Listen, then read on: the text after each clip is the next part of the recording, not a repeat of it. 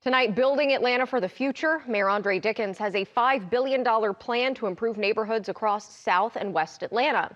Atlanta News First just acquired the line-by-line project list that includes building a new hospital, extending light rail along the Beltline, adding grocery stores, as well as early learning centers. Atlanta News First senior reporter Patrick Quinn is live tonight from Northeast Atlanta.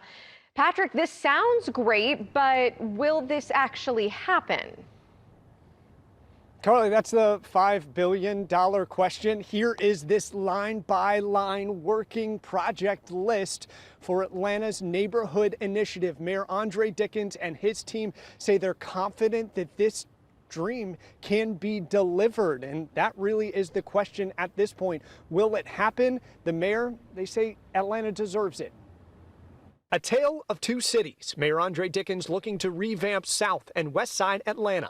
He points to generational disparities. Take a look at these graphs from children living in poverty, high school graduation rates, internet access, and rent-burdened households. If you live in North Atlanta, you have a far different life than if you live on the South Side. This is happening on our watch, and we can do something about it. During Atlanta News First Future of Transit in Atlanta Town Hall, I asked Atlanta's Chief Policy Officer, Courtney English, about this bold plan. So you're trying to shake up the system. And because we have to, because it was created to create these outcomes, it will require intention and immediate urgency to correct. English explained the priorities. Now, ANF has acquired a copy of the project list. 218 line items, $2.3 billion for transit expansion, including moving Atlanta's Amtrak station to downtown Atlanta, extending the streetcar both east and west, adding light rail along the South Side Trail of the Beltline, and building 4 new MARTA stations. The project list also calls for roughly $1.5 billion to enhance the city's trails,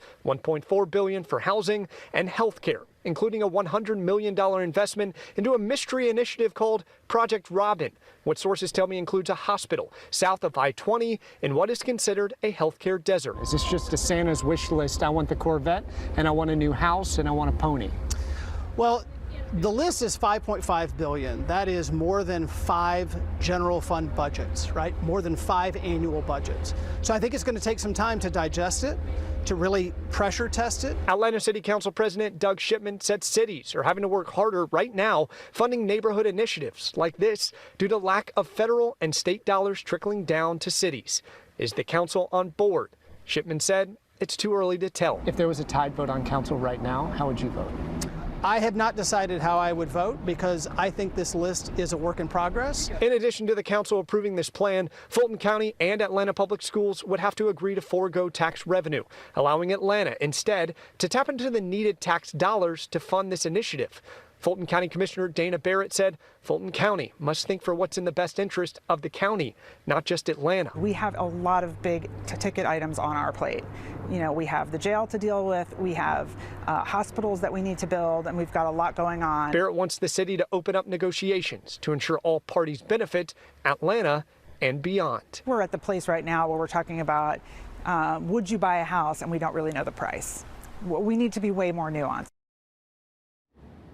And there will be plenty of time to be way more nuanced, and you, the public, you can weigh in on this $5 billion neighborhoods initiative. Courtney English, she tells me there will be a public hearing in the coming 2 weeks. And on Saturday, right here on Atlanta News First, you can tune in and watch our Future of Transit in Atlanta special, where we dive into this neighborhoods initiative, TAD's extension, that proposal, and many other topics around public transportation here across Metro Atlanta.